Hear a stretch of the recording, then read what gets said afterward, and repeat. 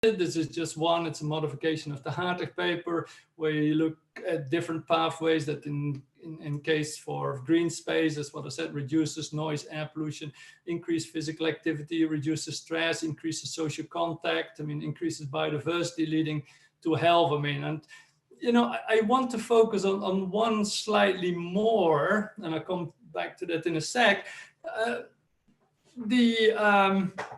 And that's also the other thing, is that just recently was this review. I picked it up. I thought it was quite interesting because it's around urban trees and health.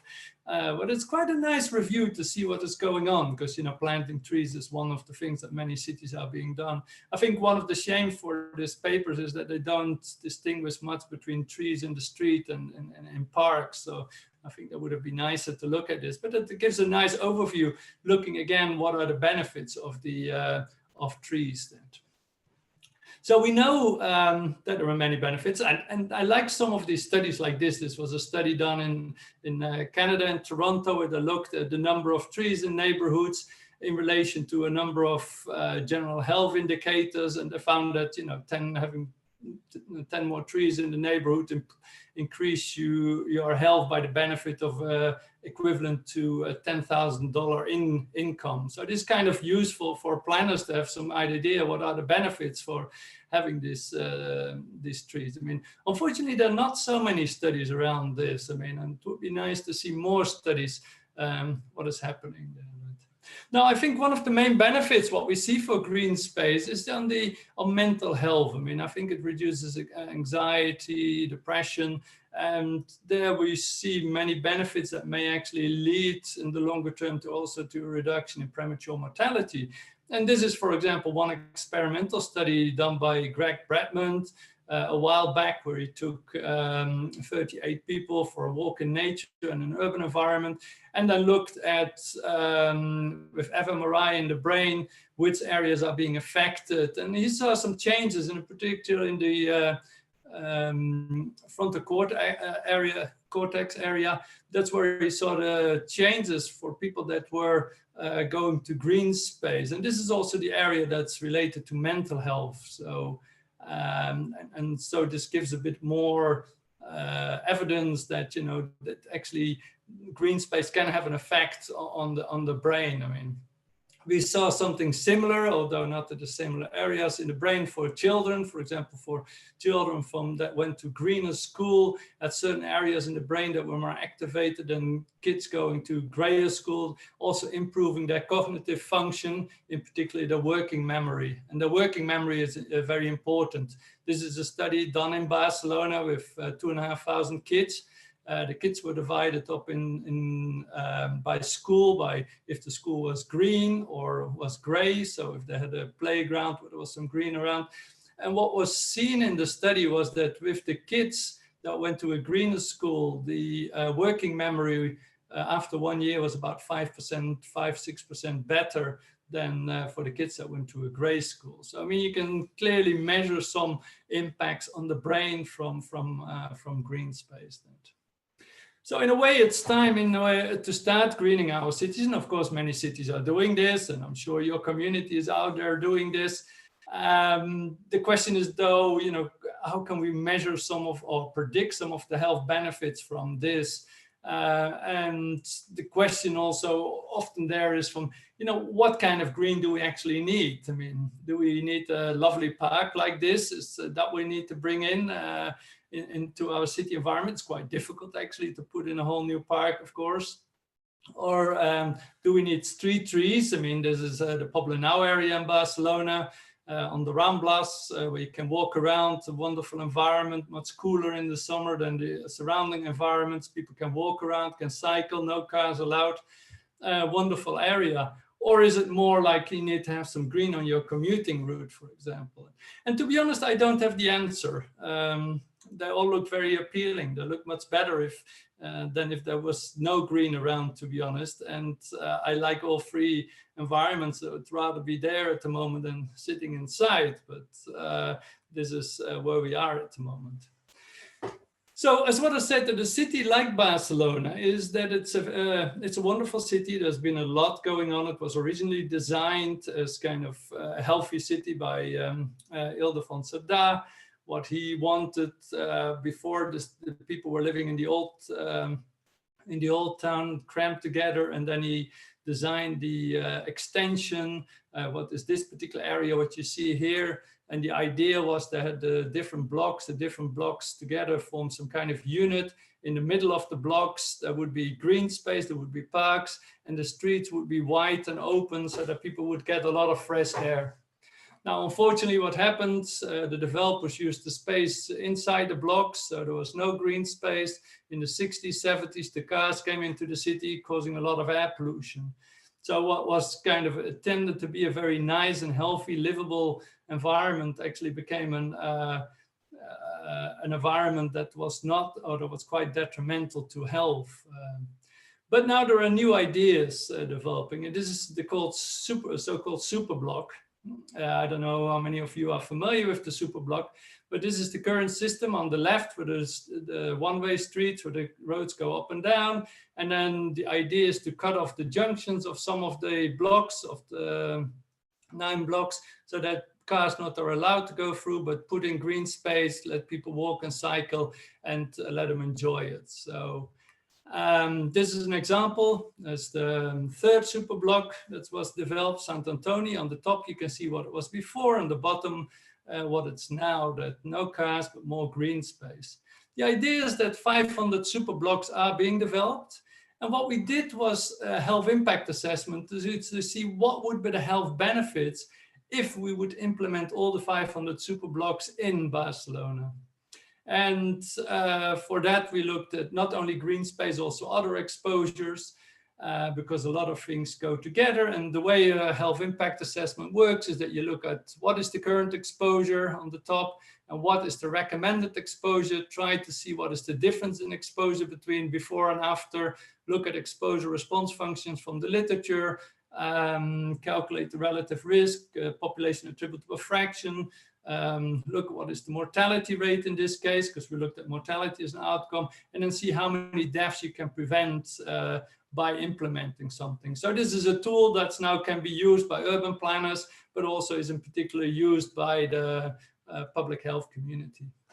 What we saw in Barcelona, there was expected large reductions in car use, also air pollution, but also a threefold increase in green space. And that's very important for this particular talk. And we focus on this because we estimated actually that this increase could prevent at least 60 deaths per year in Barcelona.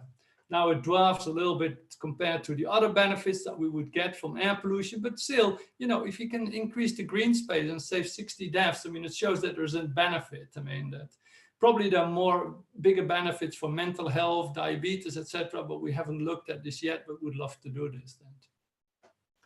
Something similar was done in the UK, where they have the Vision 2030 for the streets. In Britain, they look at different visions, how streets could be developed. On the top, on the left, the baseline, what is the current streets that look pretty gray and miserable. And the idea is that, you know, in the future, the streets are being developed by reducing the car use and increasing green space. So at the bottom, Vision 3 is quite a bit of green space in the streets, with only active transportation. So, and James Woodcock and his colleagues actually modeled this and also saw there are many benefits. Now these actually come from physical activity, not from green space, but it shows that, you know, by changing your environment, changing the public space that's used by cars for people for active transportation in green environments and nice environments actually is quite beneficial for health. In this case, it's expressed in DALYs, disability life adjusted years, what's kind of 1 year of healthy life lost is one DALY, so it's, can you interpret it? So it saves up to 8,000 DALYs per million people in the population. Now, another one that we recently did was, because there are quite a few studies around green space and mortality now, and as part of our work with the World Health Organization, we did a meta-analysis. We pulled all the studies together. There are 9 studies at the moment, and we looked what is the relationship between green space as measured as NDVI. It's a measure that we tend to use, and mortality. And in all studies, we saw that there was a reduction in mortality when there was more green space. Overall, what you would find is that there is, I think, about a 4% reduction in premature mortality for every 0.1 increase in NDVI. And this is on a city level. I know when you talk about urban planning, you talk about streets or little neighborhoods, but this is looking at the whole city together.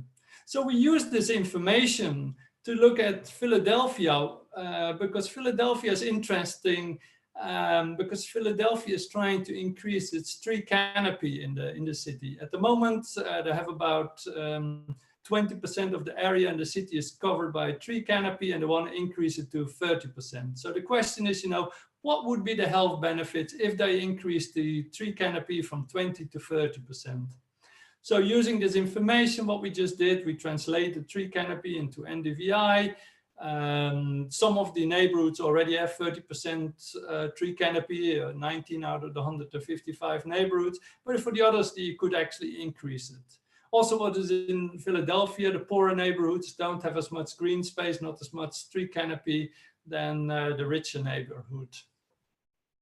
So we looked at this. Michel Kondo was this. He works for the forestry division in institute in the US. And what we found was if Philadelphia would increase their tree canopy from 20% to 30% of the areas in the whole of Philadelphia, we could prevent 403 premature deaths each year in Philadelphia. We saw also that in the lower socioeconomic status, there were more deaths that could be prevented than in the higher socioeconomic status areas. So 244 deaths could be prevented in the lower socioeconomic status areas, census tracts, compared to 159 in the lower. So, but what you can see again, I mean, you see clear benefits for greening the city, and you actually can quantify this, and then you can put a economic value on this. And in this case, it's only DEVIS being used because that often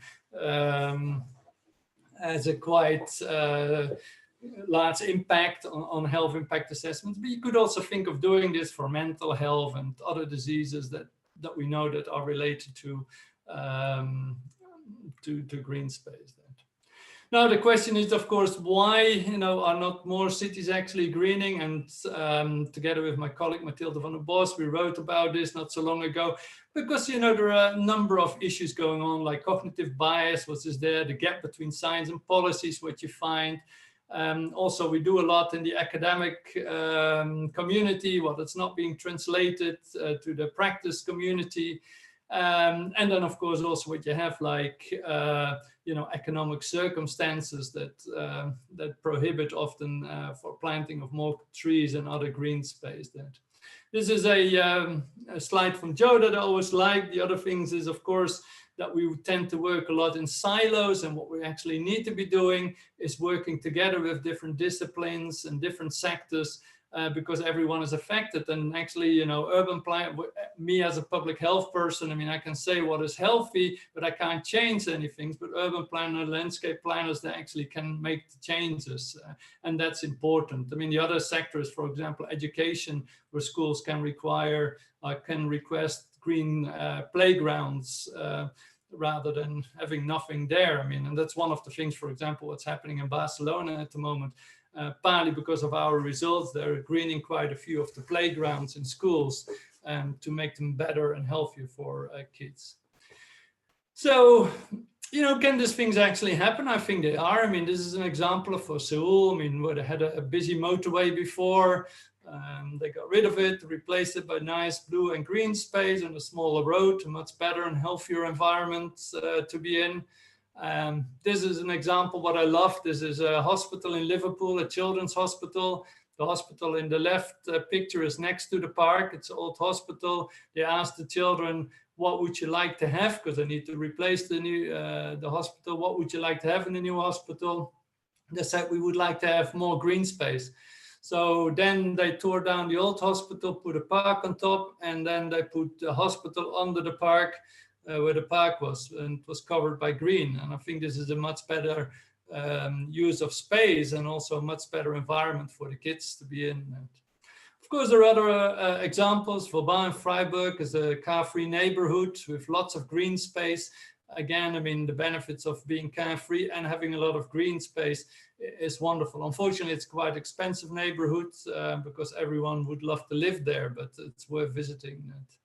And this is always a picture I love from Beirut. I mean, what Beirut could look like if they greened a little bit. Of course, it's not happening at the moment, but it's, I think, something what we should be looking for in our cities to make our cities healthier and also more sustainable. So I've written recently a paper, summarizing some of the things what I've been talking about. I can send you a version if you want, if you email me, or it's freely downloadable on the website. It's open access paper, but brings gives you some of the ideas what's going on. But many thanks for your attention. I could talk for much longer, but only have limited time. But hopefully I've given you a few clues what's going on, how we could make our cities healthier by greening them. And if you want more information, my email is at the bottom. Thank you so much. Thanks very much, Mark. This is Jo Buford. I'm the chair of the board of the International Society for Urban Health. And I just want to say a word about ISUH. We're delighted to be sponsoring this Urban Thinkers Campus with our colleagues at ISOCARP.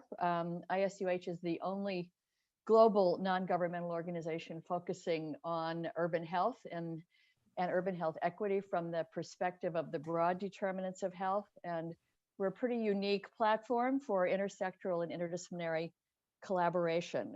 And Mark has been a guest at our conferences. We have a global virtual conference being planned now for the first week of July. So you'll hear more about that. Mark, let me start off our conversation, if I may, just by asking, they've got several questions collecting in the chat room, but you laid out a really good evidence base for why policymakers should be addressing the sort of greening of their cities. Can you pick out maybe what the one argument that you feel has been the most effective, either in your own experience or in that of other colleagues in getting policymakers, leaders of cities to make change? I think what we've seen here in Barcelona is the health benefits for the children. And this is with the schools. As what I said, we did a study around schools where we saw that kids were doing much better when there was more green space in the schools, more trees, etc. And this is now being picked up, partly because of the effects on children, but through what we saw in our study, but of course also because to reduce the heat island effects and the heat-related effects that we see in the schools. I mean, because it gets very hot here in Barcelona, and so this is a very effective way. We know, talking about green space, but we also have the climate crisis, and these things all come together. And so I think it's kind of an holistic approach, but it's kind of easy to sell. And people like green space. I mean, they know it's better. I mean, and I think that's one. So I never have to sell it that hard. I also do quite a lot of research in air pollution, and that's much harder to sell how to reduce air pollution. But green space people actually, and particular policymakers, can quite quickly buy into that. That's great. Thank you. One of our, Diana, who's one of our chat contributors, asked you, and you showed a picture of, I don't know if that was an image of a vision of Beirut in the future or some neighborhood in Beirut, but she's asking. No, it's a vision of the future. I see. She's asking specifically about the reality of using rooftops to expand green, green spaces in cities. Is it real, or is it just what sounds like a good idea?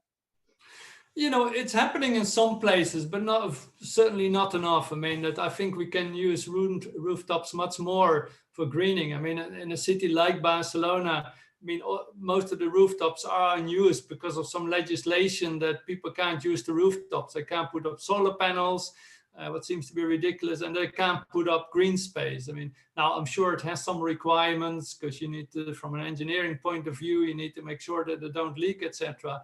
but I think they are, the future in a way. I mean, last year I was at a green infrastructure conference where there were many different examples about greening rooftops and greening walls, and it seems to be possible. I mean, of course, it takes a bit of maintenance, etc.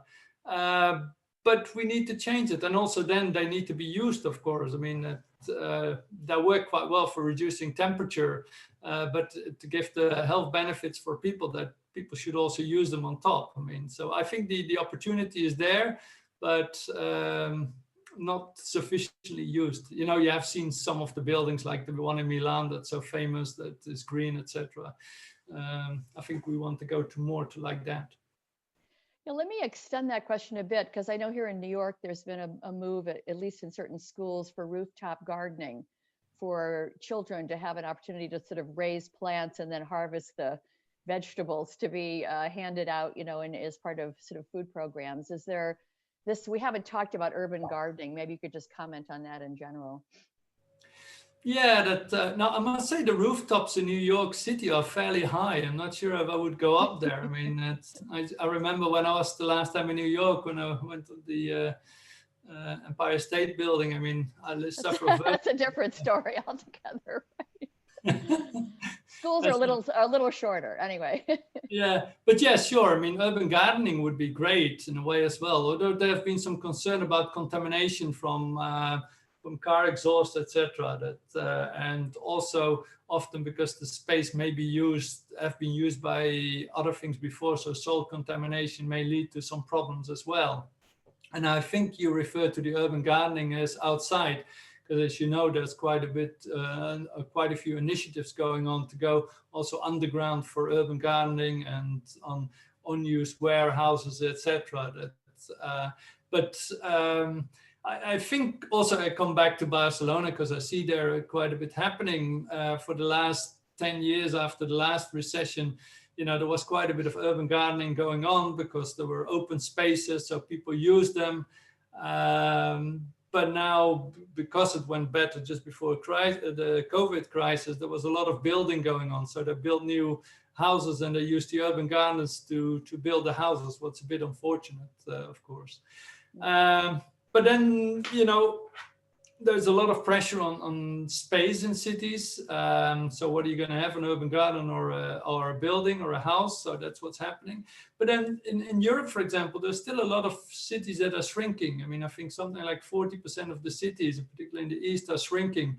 And so the buildings are not being used. So they're tearing them down and they're putting in more green space and urban gardening. So that's one way of using your space that is not being used anymore for buildings in a much more beneficial way.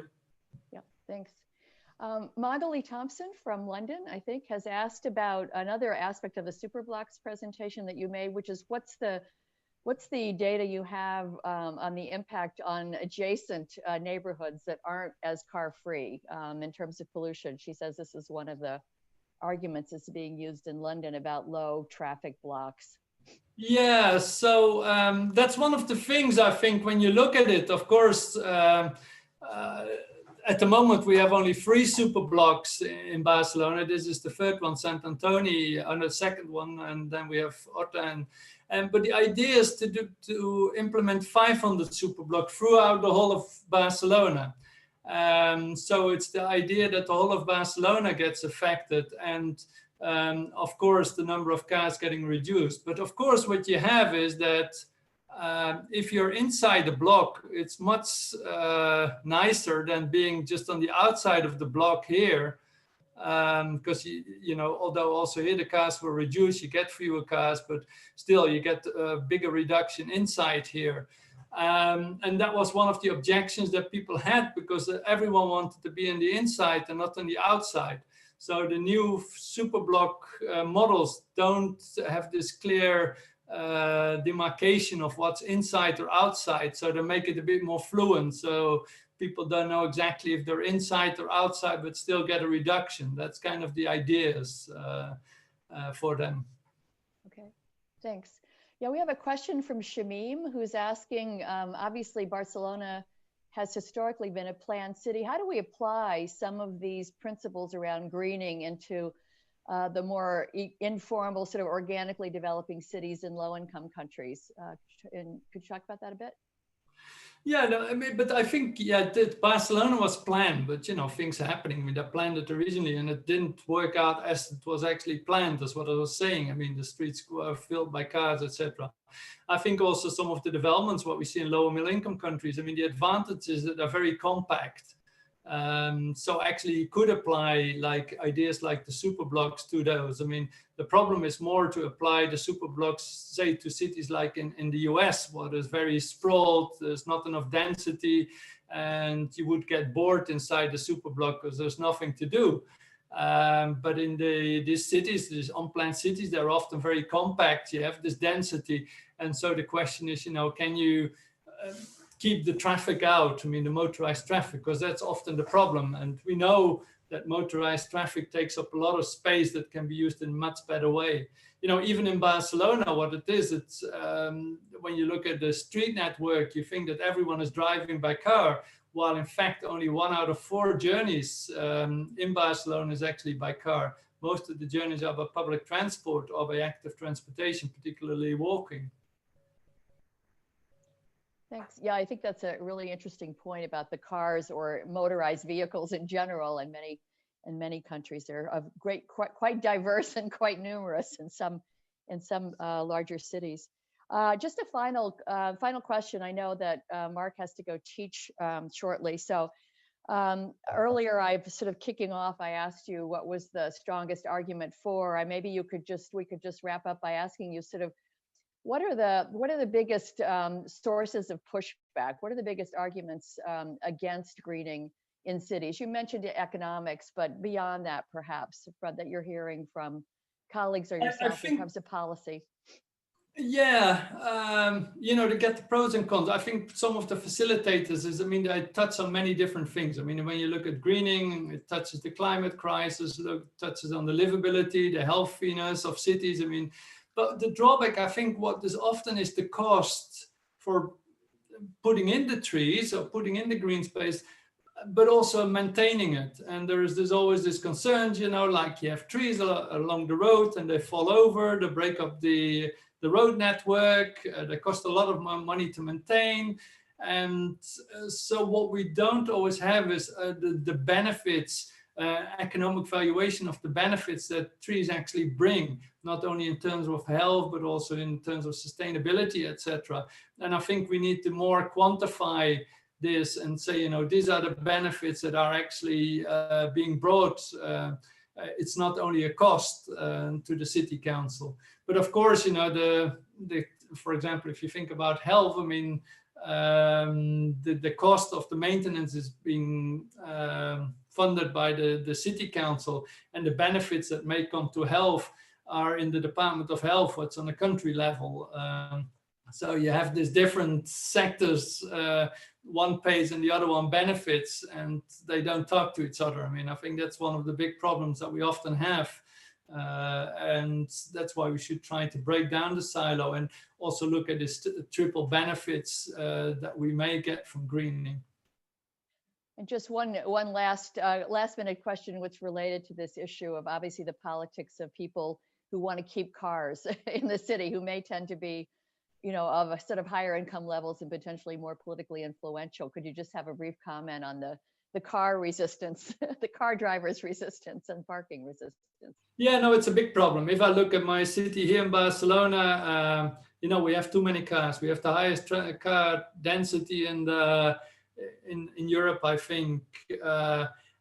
But it's very difficult to take away a little bit of space from cars. I mean, as soon as you do that, they have very strong interests, organizations that defend their interest. I mean, the car industry, but then also, for example, retailers. Retailers think that if they cut off roads from cars, that the people don't come shopping.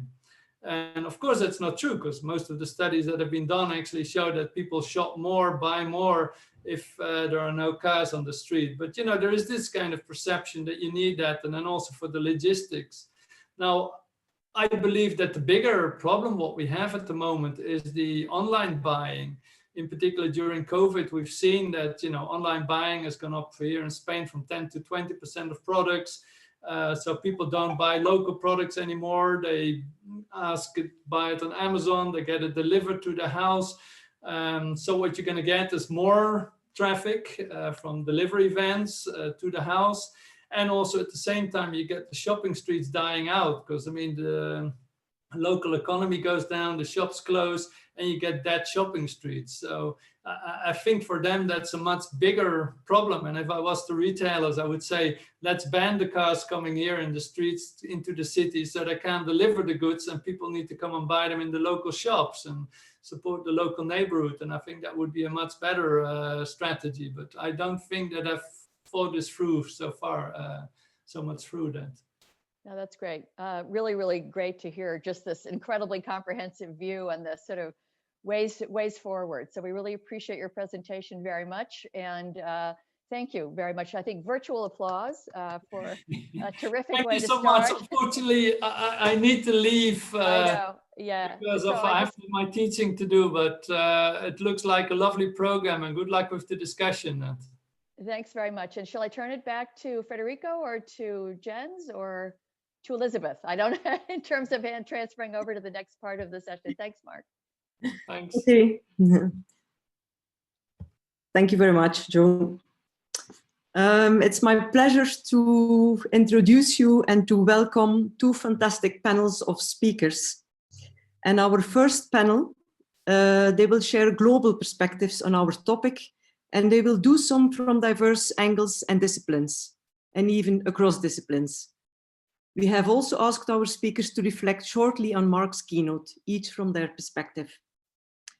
Practically, we will run through the three speakers in turn and then have a Q&A at the end.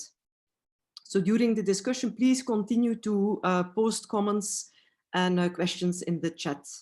And can I remind the speakers, please, to stay well under the 7 minutes so we can have really time for a lot of questions. So let's get underway. It's my pleasure. I'm delighted to first introduce you Laura Petrella from UN Habitat. She is heading the Planning, Finance and Economy section, and she's also taking care of the public space agenda and the health and urban planning connections. A former colleague, I welcome her, and today her focus is on nature-based solutions to post-COVID challenges. Laura, over to you. Yes, yes, thank you. I'll share my screen as well. Yes. So I hope it's visible. Of course,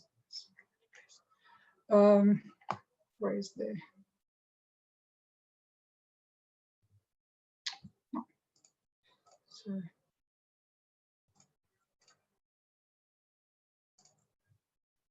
Can you see it, the PowerPoint? Yeah. Okay, thanks. Yes, no, thank you very much, Elizabeth and the ISOCARP colleagues for organizing this discussion. I think it's excellent entry point into discussing the COVID or post-COVID-19 recovery challenges and what we have learned from, or we are still learning from the pandemic, actually. I think it is, well, first of all, I wanted to react a little bit on what we have seen in the presentation of Mark, which is very thorough analysis of the role of the green spaces, trees in particular, and some of the solution. I think is very important that we collect evidence and analyze it on the health benefits of some of the solutions that we have been actually advocating for a long time, but become really strongly motivated by what we are learning about the crisis, and more research is being, let's say, inspired or impulsed. And I think that's very important. And also the tools that he has been presenting about measuring these benefits and making it accessible to decision makers, I think is quite a good advance in this debate. Particularly, I think the sort of cost-benefit analysis a bit expanded that he has presented on some of these initiatives, particularly Barcelona, as we were saying, is also really a cradle of innovation in this field.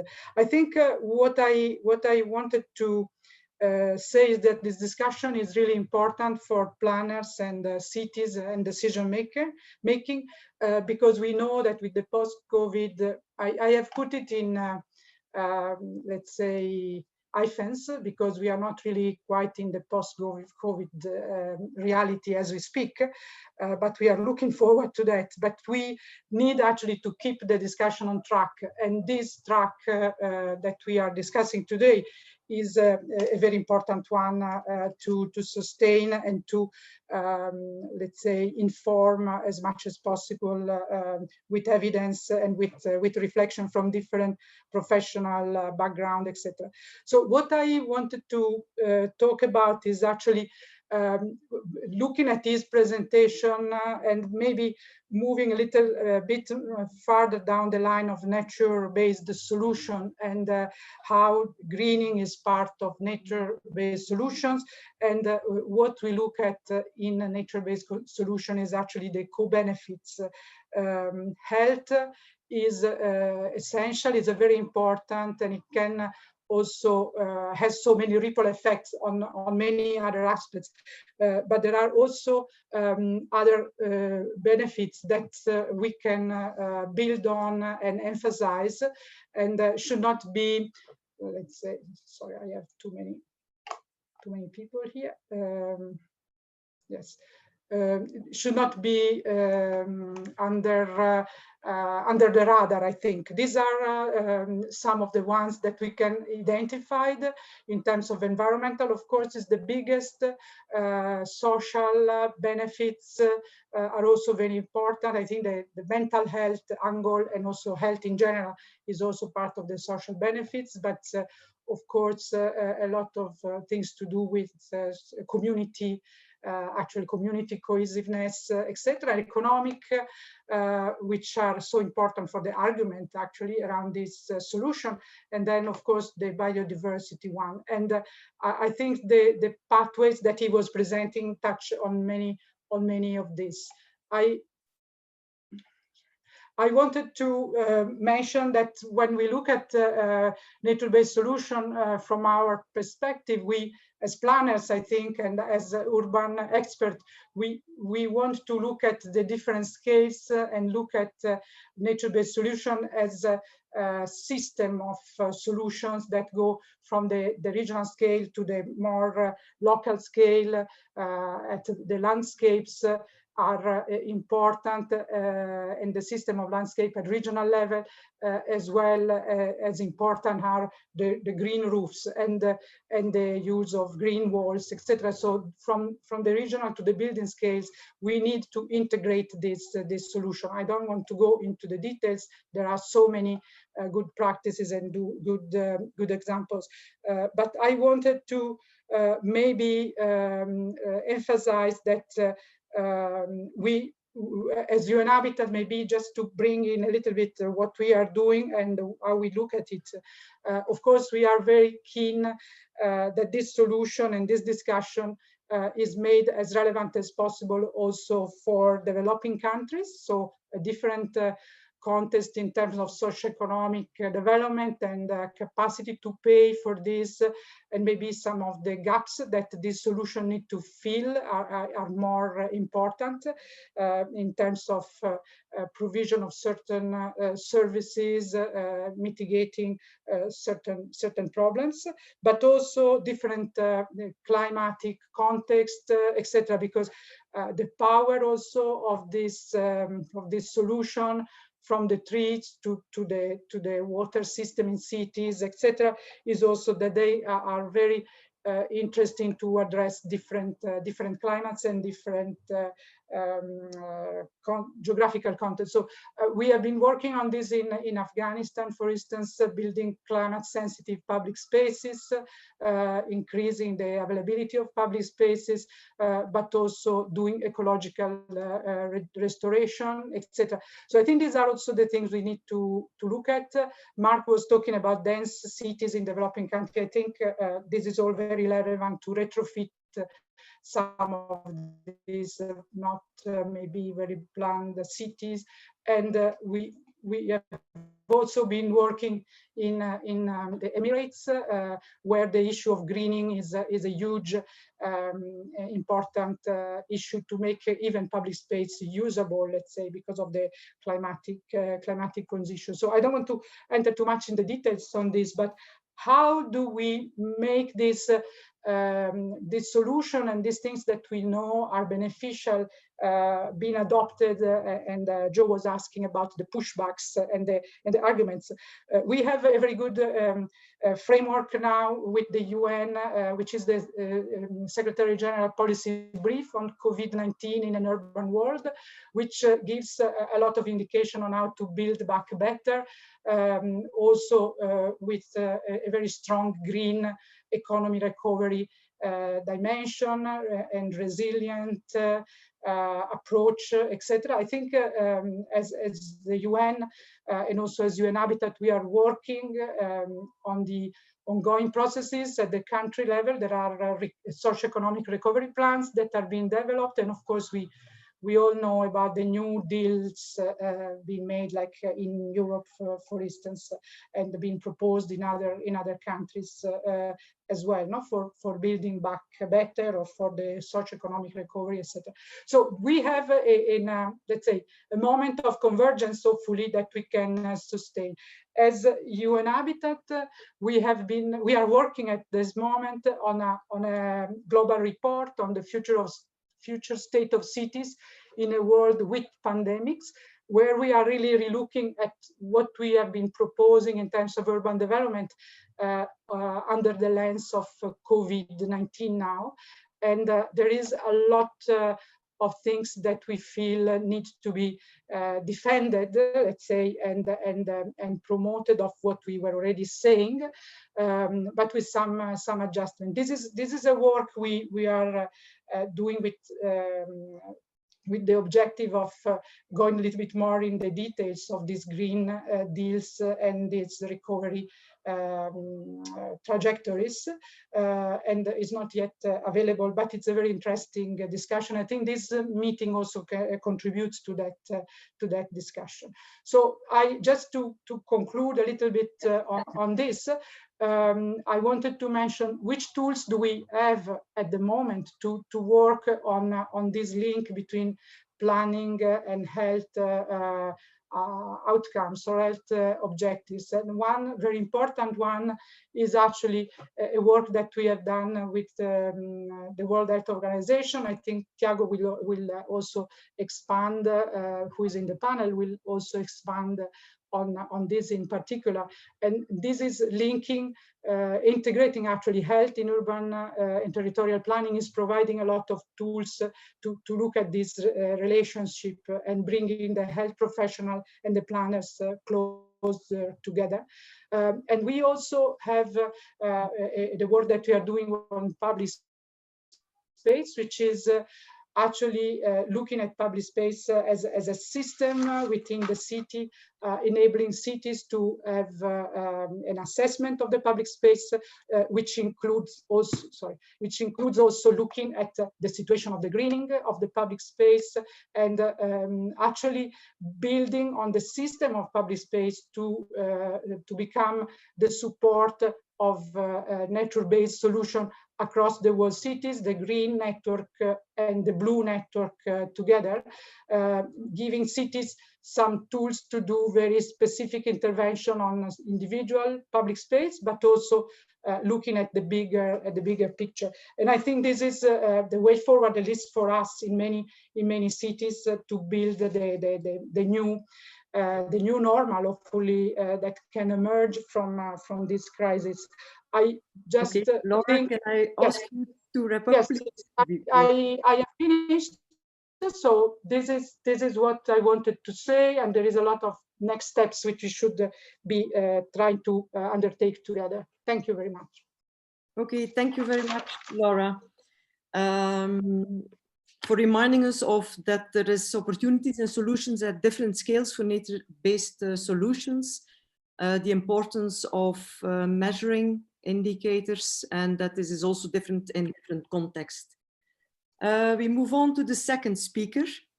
I welcome Cecilia Vaca-Jones. She is the Executive Director of the Bernard van Leer Foundation, a global thought leader in improving health and well-being of babies, toddlers, and their carers. And prior to this, Cecilia was the Minister of Social Development in Ecuador. At this table, Cecilia will bring us a unique perspective on urban health and resilience and take us to a height of 95 centimeters.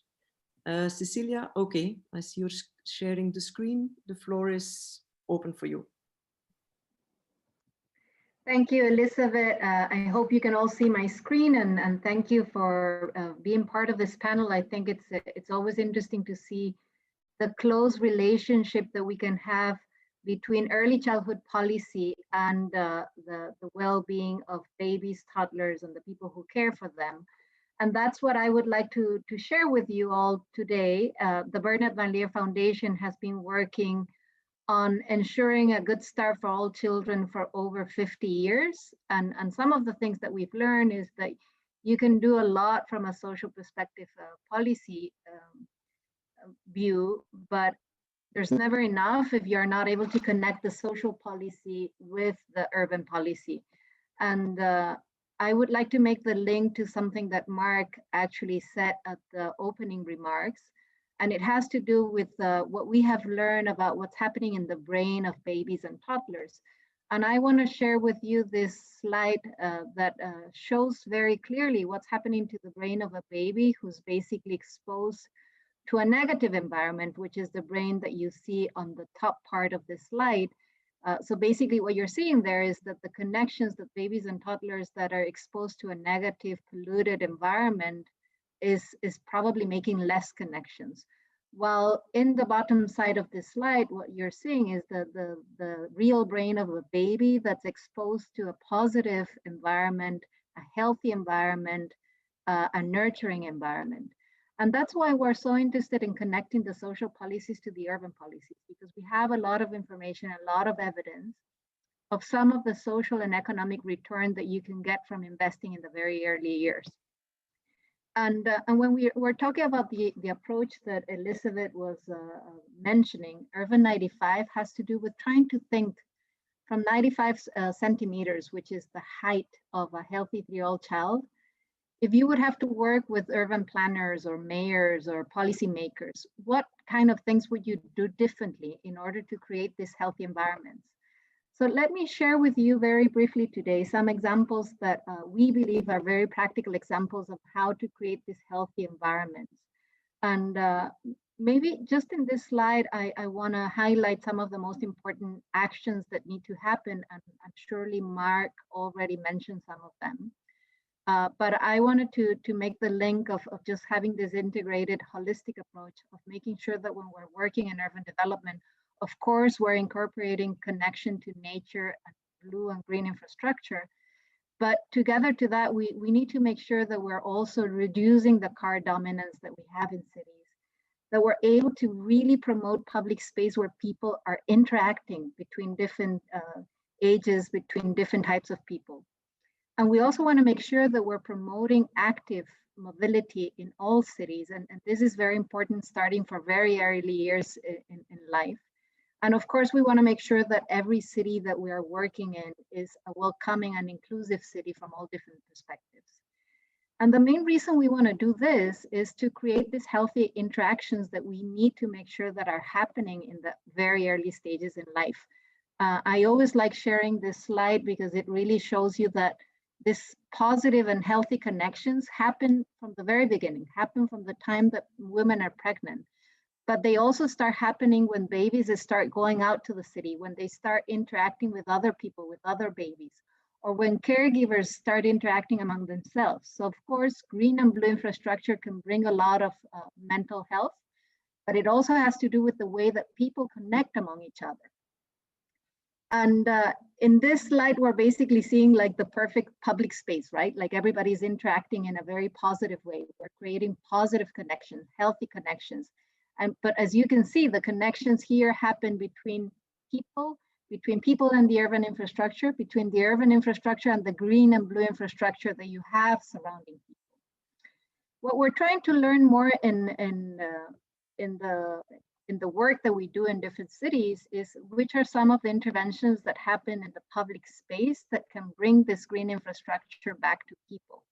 And we have a lot of work that we believe has been quite successful, like, for example, giving more public space to people, and Mark was referring to that, and there are different ways to do that, but we strongly believe that planning in a way that you can see where you have the biggest gaps of accessing public space is very important in every city. We also want to make sure that when we're planning a city, we understand the different journeys that people might have. And then here again, when we start thinking about the journeys that people with babies and toddlers have to deal with in their everyday basis, it's interesting to see that these journeys can be very different from people who don't have babies. So it's very important to understand the journeys in order to do the good planning.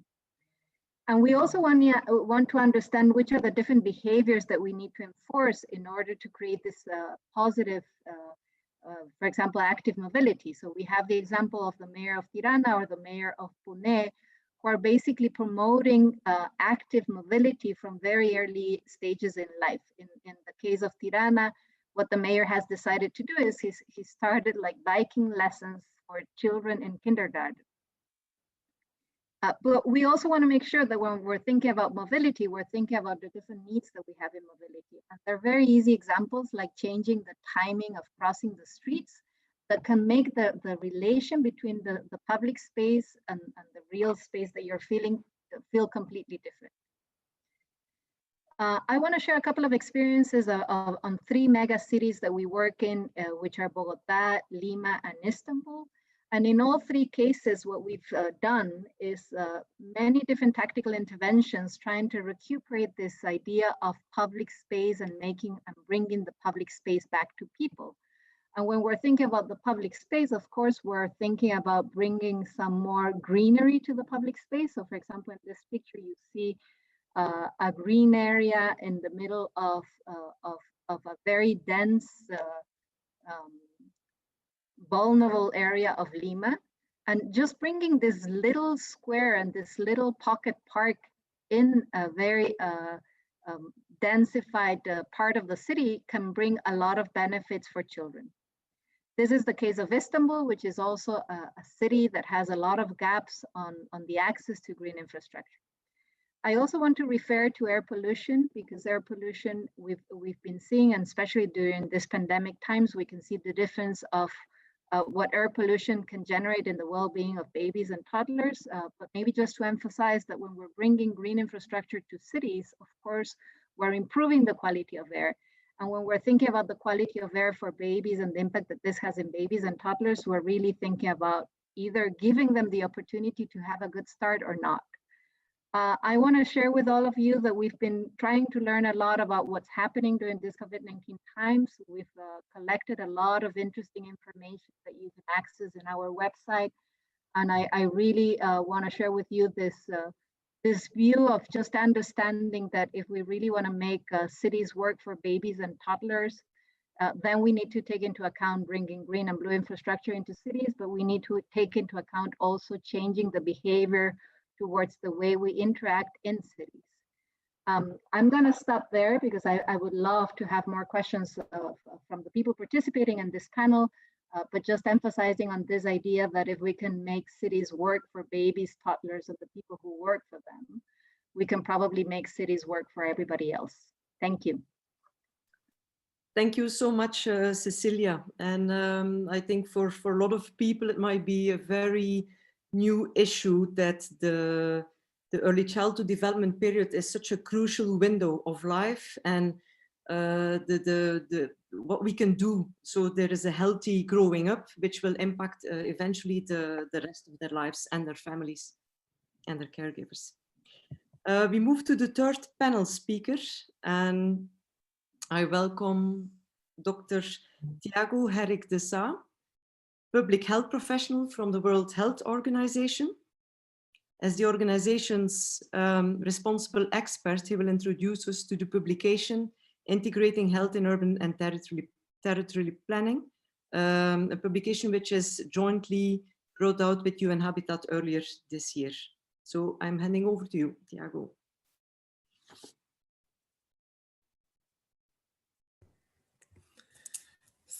Thank you very much, Elizabeth. It's a great pleasure to be here. I would like to welcome the partnership between ISOH and ISOCARP. I think it's an excellent news, and of course, welcome the fact that you now have a community of practice on urban health. So bringing together these two areas, it's very good to see. A lot has been said on COVID already. I would not spend much time on my few minutes. I would just like to say that perhaps this crisis has served as a reminder for some and as a wake-up call for many of the links between the way we shape and run and build our cities and our health, collective health. WHO has published a manifesto on a healthy and green recovery from COVID, which I invite you all to look at, with some actionables on how we can move in that direction. I'll leave the link at the chat box once I finish my presentation. My presentation will certainly touch on the source book, as Elizabeth mentioned, because we feel that, and some has been said around this now, especially in Mark's keynote speech, of the many potential links that we have in urban environments to deliver on health and well-being. At the same time, we know that cities, they are usually under-resourced.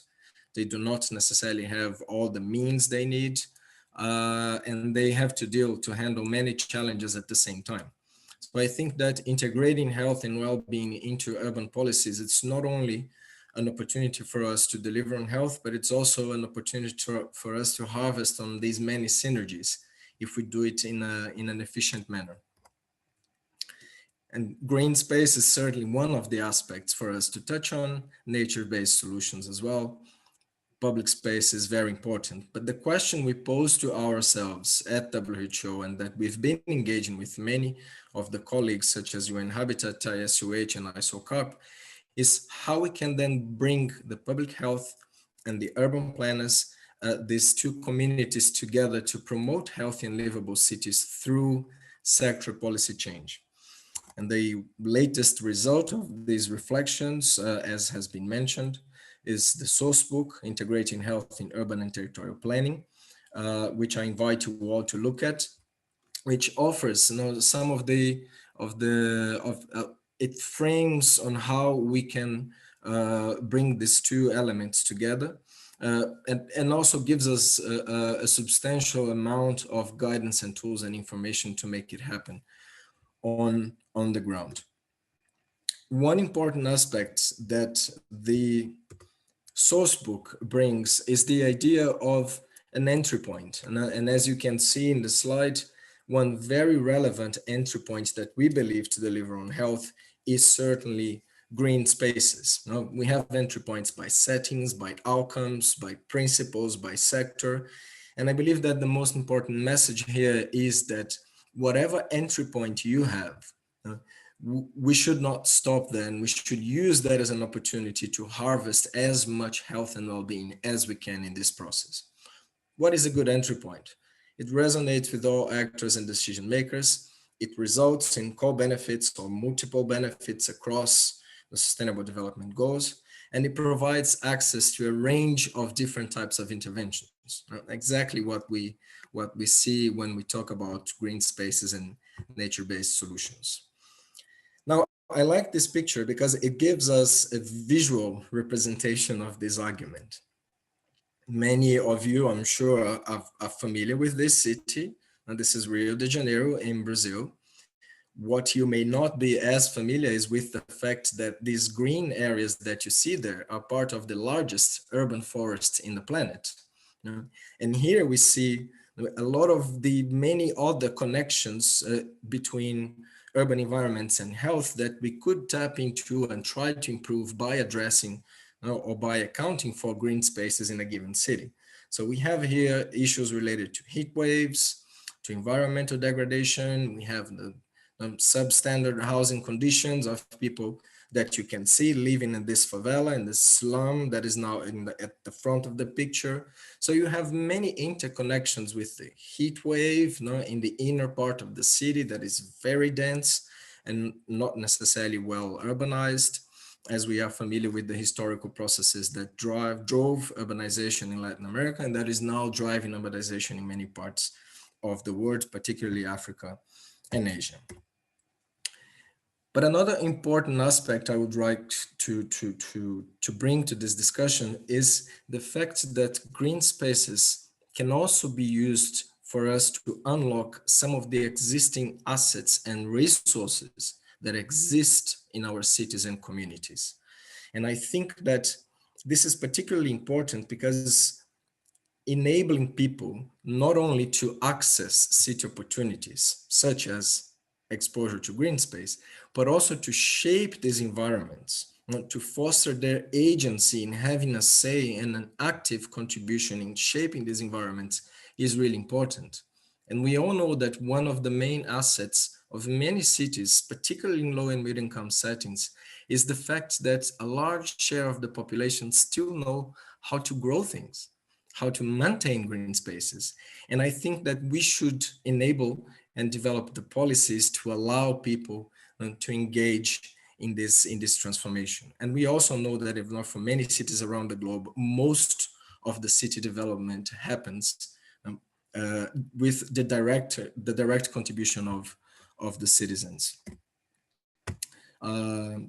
As I have mentioned before, the source book provides us with a number of tools and guidance produced, some of which from WHO, such as an analytical application to facilitate the assessment of the health impacts of green spaces to health that Mark has mentioned, and that his team has been working closely with us to advance on this development, but also some guidance on what would be the best interventions or considerations for you to promote and transform your area to be greener. And of course, some interesting examples and case studies for people to tap into. I think most importantly here, and I would like to end up my intervention saying this, is that the source book and many of the other work developed by the World Health Organization in collaboration with many partners over the past years is meant to articulate a new approach for the links between health and urbanization. And I invite you all to think of health not only as an outcome of what we do or don't do with our urban environments, but also as a fundamental input with data, with improved evidence, with knowledge, with guidance, with a credible voice, with the convening power to bring these different sectors together, as you've seen in Mark's intervention. Unfortunately, that is not necessarily the case. The health sector is not necessarily sufficiently equipped to engage in this conversation fully in many parts of the world. And we feel that it is part of WHO's mandate to make sure we are in a better position in the near future. Because if the purpose of planning, of development, of living in cities and not exchanging, as you saw in Cecilia's intervention, is not for human and planetary health, then what is it for? I would like to stop here and very much look forward to the discussion. Thank you. Thank you very much, Thiago. And reminding us that it is also important to unlock existing assets in communities, and that there are different entry points to start conversation and collaborating across disciplines and find synergies and co-benefits. So we move on to the questions and answers, and I'll start with the question directly to you, Thiago. As you mentioned, it is so important to bring together public health and planning professionals. And what can they learn from one another to deliver health in urban environments? What's the added value? And then in more practical terms also, even when health is considered, the health sector is not necessarily engaged. Is there a reason for this? What can we do? So I think there's a lot that both sectors can benefit and do together by joining forces. Now it's we share many common aspects on the work that we do, and we're all very much concerned with the population, with the large scale. We are commonly data driven and evidence based, but at the same time now we come from a different starting point, and I think we have a lot to learn from each other's practices and knowledge. There's a lot there. I really invite you to have a look at the source book, because we elaborate on this in more detail on what is in there for both areas in this collaboration. And then the second question that you mentioned is very much true. Even when health is part of the conversation, when it comes to arguments, to the evidence, the health sector is not necessarily there. And I think this is partly due to the fact that the health sector historically has not been trained and equipped to engage in these conversations, right? Well, most of the health professionals, when they're trained, and I speak to myself, my own reality as well, we don't have this kind of curricula, we don't have this type of experience. And I would dare to say that is also the case on the other side. On urban planners do not necessarily receive the knowledge and the guidance on what is the health impact, the well-being impact of their actions, of their decisions. And the same as for transport planners, policymakers. So I think the idea from our side is really to improve this, to enable this dialogue by making sure that the health sector enters into this conversation better equipped and in a better position to contribute, as well as health in general. Okay, thank you. Perhaps Cecilia, I don't know if you want to add some thoughts here, because you are also working with different sectors and across disciplines. Yes, maybe Elizabeth, I think the most important thing, as I was trying to highlight in my presentation, is when you think about early childhood development, of course, you're talking about a cross-sectorial topic, because when you're talking about early childhood development, you're immediately touching upon health issues, nutritional issues, social issues, environmental issues. So as I would say this idea of really making sure that when you're trying to work with the systems, you're really trying to break this ways of working in silos and trying to promote this cross-sectorial effectivity on the work that we do. And this applies to the urban work as well, right? Like, you cannot really think about having an effective social policy if you're not able to connect the social policy to all the other determinants that might be marked by the urban context. So I think that the great opportunity that we have nowadays is that, and that I think also the pandemic has brought upon what's happening now, is really making sure that we can make different types of policy, just like having this more holistic way of seeing and implementing policy, and really breaking this way of working in silos and promoting cross-sectorial work as a more effective way of working. Okay, thank you. We have a global audience, and a question has been rolling in also from our community of practice, and more particular from people from the Middle East. So the topic is on nature-based solutions and green public spaces, but what if there is no green? And we're thinking hot and arid cities and regions. So who would like to address this shortly?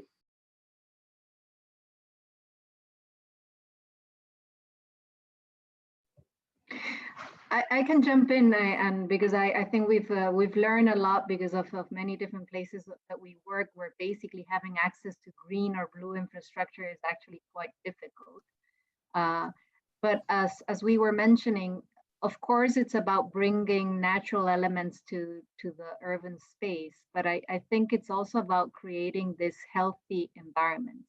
And when we're talking about healthy environments in the public space, especially, is just making sure that we can create these spaces where people can meet, where people feel welcome, where young children can be safe, where pregnant women can meet other pregnant women, where caregivers can meet and also kind of share some of their concerns and stress.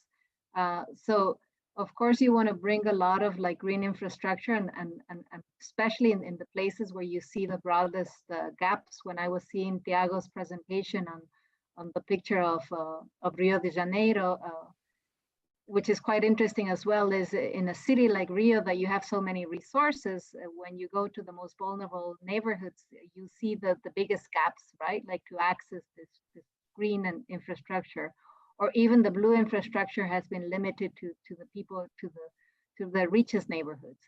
So how can you start like breaking these gaps in the cities is always a challenge, but I think that slowly what we need to think is about how can we really create like a better public space, and then how can we bring this greenery and bluery to the public space.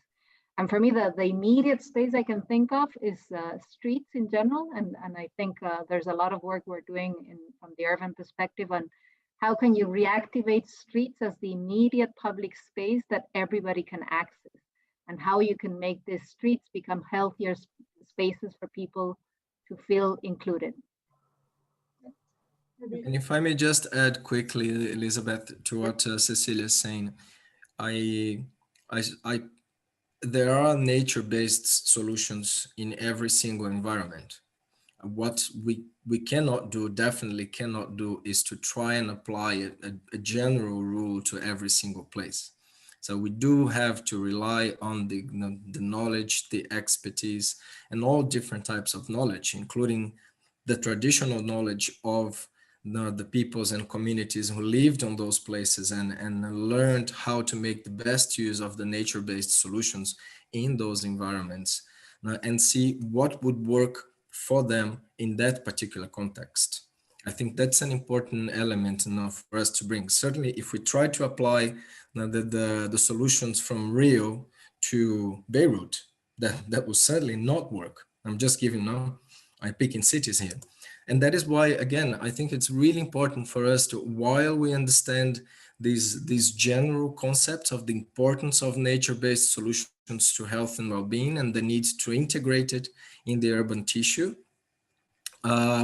we cannot limit ourselves to coming up with general rules, general policies without considering the local specificities with the local stakeholders. Can I also say something? Yes, yes. The two examples that I was bringing actually were from Afghanistan and from the Emirates, and actually there the issue of greening, it's such an important issue for the population and actually for the functioning of the public space in some extent. So I have just two things that I would like to say. Usually where you have people, you also have water, and that water, I think we need to be much more skilled in closing the loop, recycling, reusing, etc., so that we don't waste opportunities, let's say, to be able to grow things in cities. And the other things, I think, in the Arab context in particular, you have the oasis model, which is a very interesting one, where probably planners could learn quite a lot when talking about natural environments, let's say, and how to use that in an urban context. But then I agree with all the other speakers that we need to be very context specific, because yes, you also need other solutions that are not necessarily greening to make the public space livable in certain climates. Okay, I see that time is passing faster. I ask a combined question to you to close this questions and answers, and we will see at the end if we have a bit more time. We know this is the decade of action, and this is also related to Sustainable Development Goals and the new urban agenda. Now, within this perspective, what are the main barriers for implementing more green in cities? So coming to action, what are the main barriers? And maybe related to this, or you can take a part of this question, we all know the legendary indicator of 9 square meters green space per inhabitant, also mentioned by WHO. And that seems also very difficult to implement, but maybe, and especially now during the pandemic, maybe something new is emerging, new lessons or standards or measurements that we can take forward. So, Laura, maybe. Yes, maybe. Yes, thank you. Well, I think there are some of the barriers have been actually already mentioned. I think we are not very good in making the case. We are not very good in particular to make the case from an economic perspective, while there is so much evidence that we could bring together to show from the individual land values to more common benefits of greening the urban space. I think in London they've been able to put a value to each individual tree that is being planted in terms of the increase of land values, for instance. And then if you can capture that, then you can also finance the whole exercise.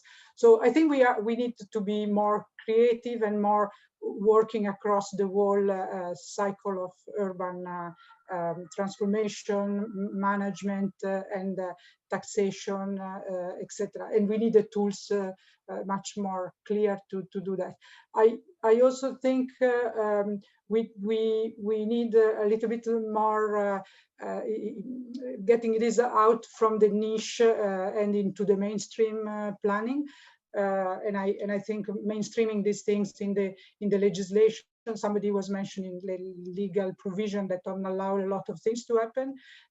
So how do we break those blockages as well?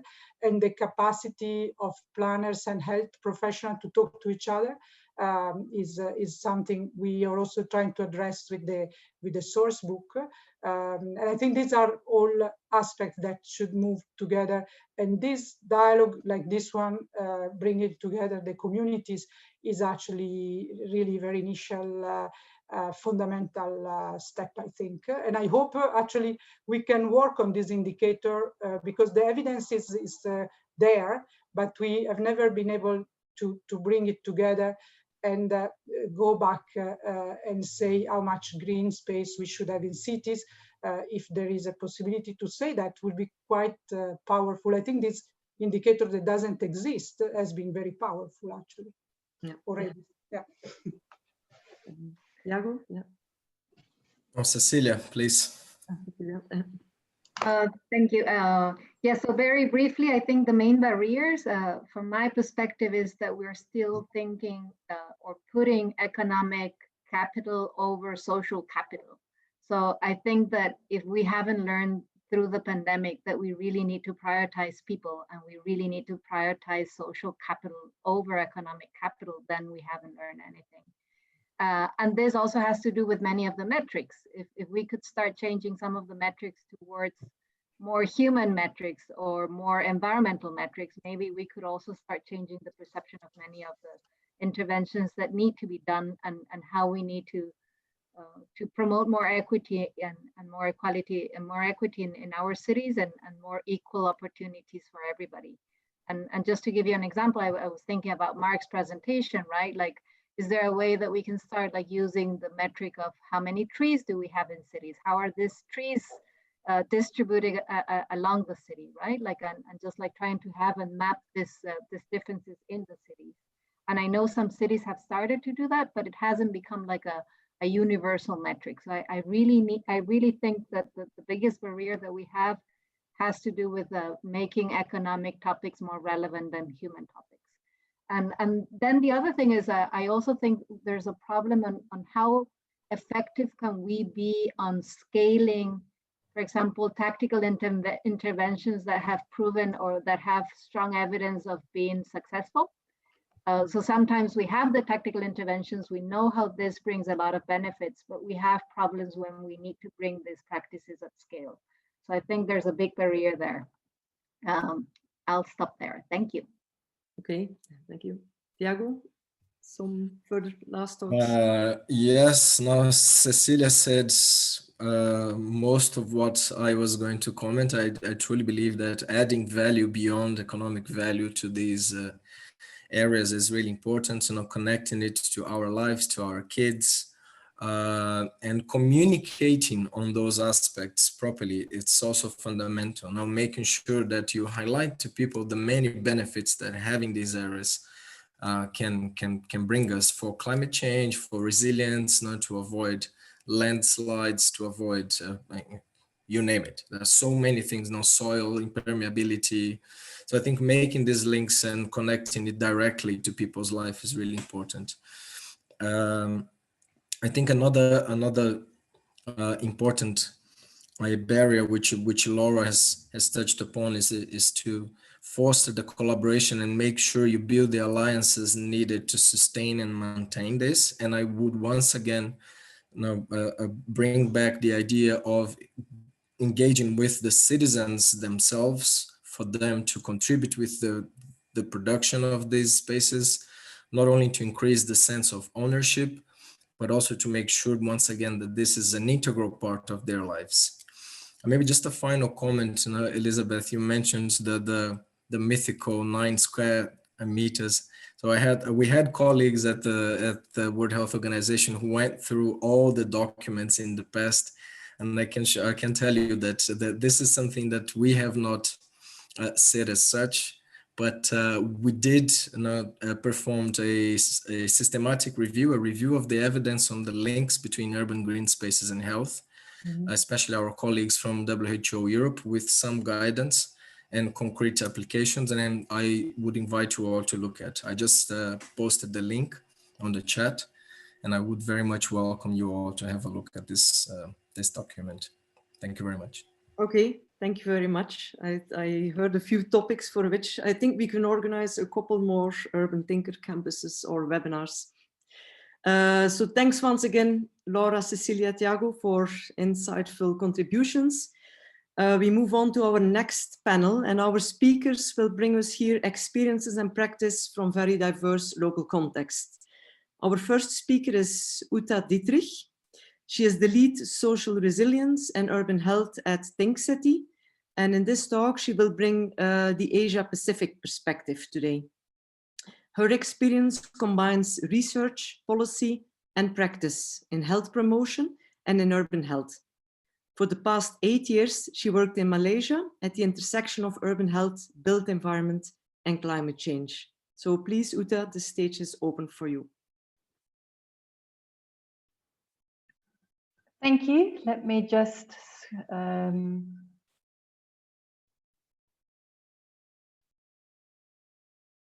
my screen.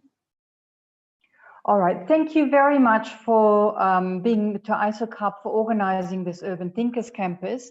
And it's a great pleasure to be here with you. Let me just, yes, okay, sorry. Yes, it's a great pleasure to be here with you. And just imagine you are now in Malaysia. It is 30 degrees. It's 9:30 at night. And I'm going to talk to you about nature in cities, a tonic for health, justice, and resilience. I work for an organization called Think City, and we are a social purpose organization driven by impact in Malaysia. And our purpose is really to make cities more people-friendly and resilient. And thinking back 4 years ago, when I was working with United Nations University here in Malaysia, we organized in partnership with Think City an Urban Thinkers Campus in one of the early rounds for the World Urban Campaign. And the focus there was health and well-being in the city we need. And one of the outcome statements was the Kuching Statement on Healthy, Just, Sustainable Urban Development, which was published in Health Promotion International. So I'm very excited to be at another Urban Thinkers Campus again, and looking at the links between that Kuching Statement and what we're talking here today is really around the health and well-being of people, the spatial justice for all populations, and resilience, the link between resilience and planetary health. Sorry, let me just, I probably should have done this. So let me give you a few examples that Think City has been involved in. This one is from Georgetown in Penang, one of the states in Malaysia. And here we had, as you can see on the bottom right, a very bare looking space that was sort of a thieves market. And while it had lots of people coming there, people often didn't feel safe, the community didn't want to visit. And we looked at revitalizing that space by regreening and reactivating the space, which is now used by the community. When you go there in the evening, you see people doing exercises. In the morning, people go walking, people catch up on the benches that are there. So here, illustrating the example that creating a green space at a relatively small scale can make a difference to people's physical activity, the social connection, but also in a hot climate like this to reduce the temperature.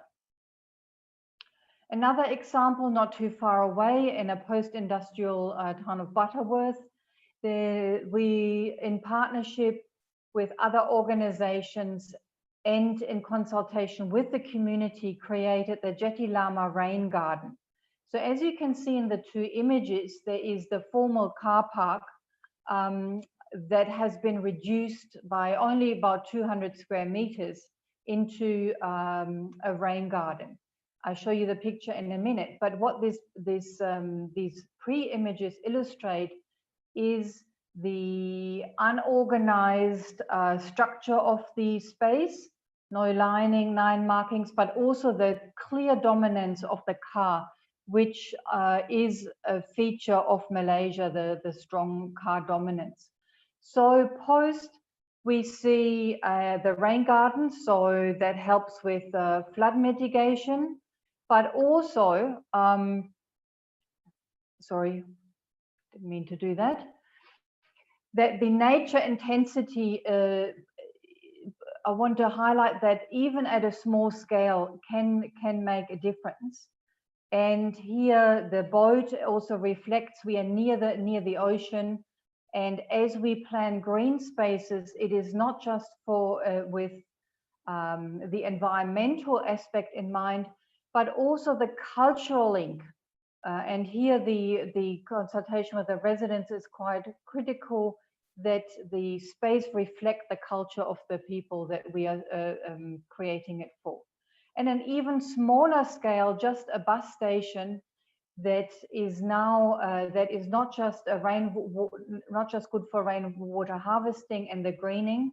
It also features solar panels that feed charging stations for people at the bus stop. It is now a more social spot, and it's much more visually complex and appealing, while at the same time reduces the temperature under the canopy. So we have the scale at the people or group level, but we also want to look at justice for all population. And some of the previous speakers already highlighted that green spaces are not equally distributed. And often the more vulnerable communities and those with lower socioeconomic standards live in areas with less green spaces. So here we did an open space mapping to see that to find out that 39% of the residential area in this space does not meet the benchmark of 5 minutes within 400 meters. But by only making 20,000 hectares more available, we can reach 90% of residents with that standard.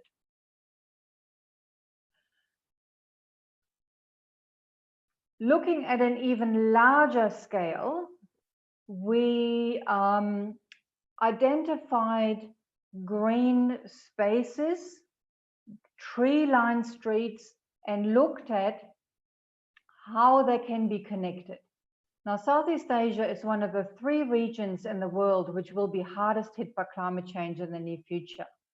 And while Malaysia has a lot of seawater front, the key climate impacts are going to be urban heat or general heat and flooding.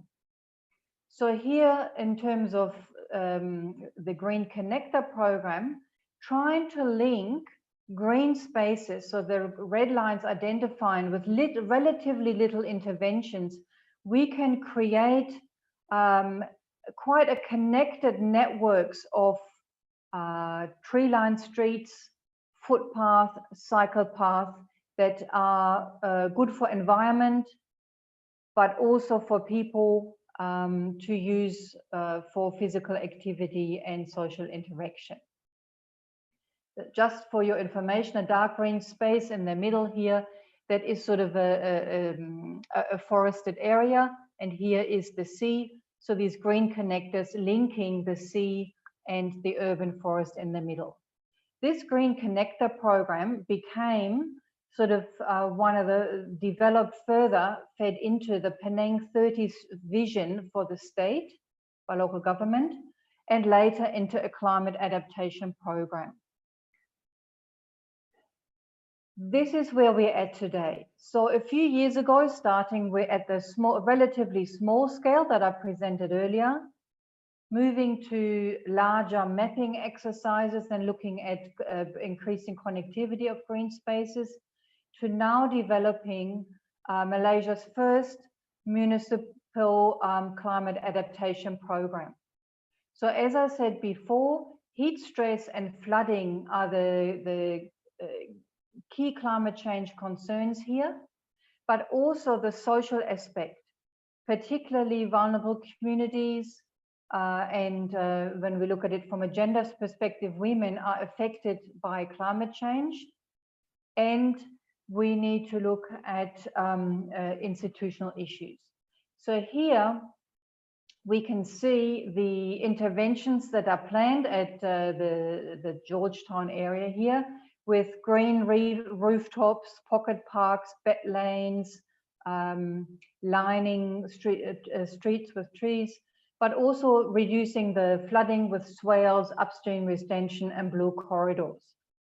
Now, this is the physical intervention. All of these have a strong community engagement component, but are specifically supported by a women and girls program, a schools program, a comprehensive social vulnerability assessment, and also to a public health pilot project, where we are trying, because at the moment we have very little data, particularly granular data at city level and sub-city level, on the effect on heat and flooding on health. And we need to create some capacity building and preparedness strategy. The climate, we create a Penang Climate and Disaster Risk Board. And lastly, everything that we learn, building a strong knowledge transfer platform, so that if this model can easily be transferred to other areas and other cities, municipalities in Malaysia, but also in the region. Okay. And with that, I'd just like to come back and say that each green space is helping sufficient green space for equitable access, and intensity and diversity of green and blue spaces is important for health of people and planet. Thank you. Thank you very much, Uta. I'm quickly going to move on to the next speaker because we're not sure if the session will suddenly be stopped or not. So next speaker, Nathan Iyer. He's urban designer and founder, creative director of Iyer Planning, Urban Design and Architecture, an interdisciplinary design studio. And he has worked as a designer across the fields of planning, urban design, architecture, and also landscape architecture. Nathan will bring us to South Africa and Mauritius. Please, the floor, Nathan. And if I can ask you to remain within the time, then we can about just manage it with the next two speakers. Thank you. Thank you, Elizabeth. Good afternoon, everyone. I'm going to try and go through my presentation fairly quickly, given the time that we have. Just to give a little bit of background, ISA is an interdisciplinary design practice. And so we're a group of planners, architects, urban designers, and landscape architects. And what this allows us to do is to work across disciplines in the way we approach our projects. At the core of what we do is really this idea of making people-centered places. And at every opportunity, we try and advance the creation of usable public space as part of our projects. And our view is that public space is not about beautification, particularly in the South African context. It's really about more than that. Apart from ecological benefits, it's about social benefits and economic benefits, and how public space can bring equity into the city. And this is one of the essential goals of how we try and approach our work.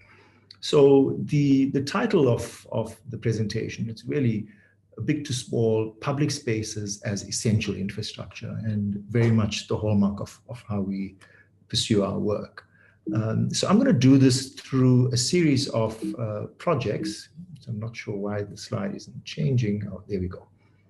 And the idea is to showcase these principles and how we approach our work through various projects that we've been fortunate enough to work with. And the first is a project that we had undertaken in the earlier part of 2007 to 2010, and it related to the World Cup, which South Africa were fortunate enough to host in 2010. And what's shown in the diagram here, it was a competition that the city of Durban put out, and we partnered with a series of local architects as well as GMP from Berlin, who were specialists in stadiums. So the competition brief that was put out by the city is shown in the red outline, which was an existing stadium that was meant to be redeveloped or demolished and a new stadium built with the capacity for the World Cup.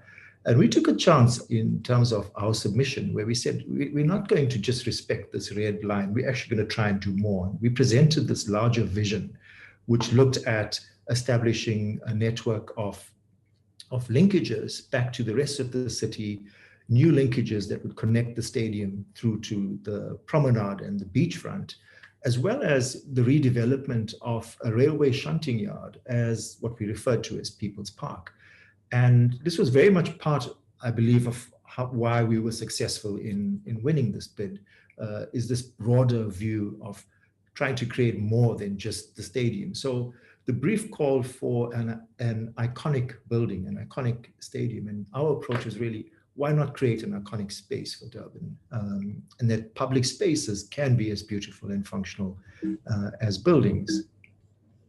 And so a series of projects emanated out of this. So this is a view of People's Park leading up as a public space, leading up to the stadium, the incorporation of water features, green spaces, really flexible spaces, creating safe environments for cycling, walking, for promenading within the environment. And then as part of that, adding a public space infrastructure that enabled exercise and playfulness within the public spaces.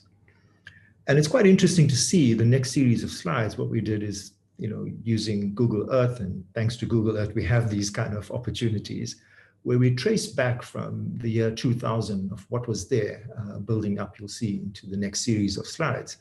And so the current site that was given to us was effectively this portion with the existing stadium, bisected by roads that connected through, and then, of course, the railway shunting yard, which was, this is a prime property. You can see its position relative to the coast.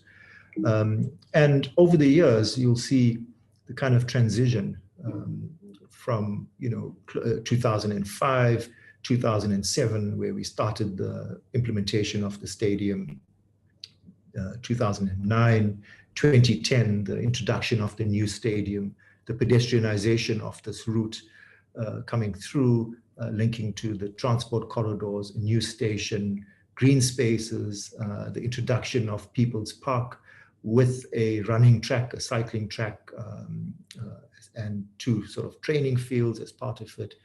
And as the system matured, various elements were introduced, the linkages to the beach, the promenade, And this is the current image, aerial view of the stadium and its precinct. And you can see how we've traced back from almost reclaiming part of railway infrastructure and road infrastructure and converting that into usable, functional public spaces, places for recreation, for exercise.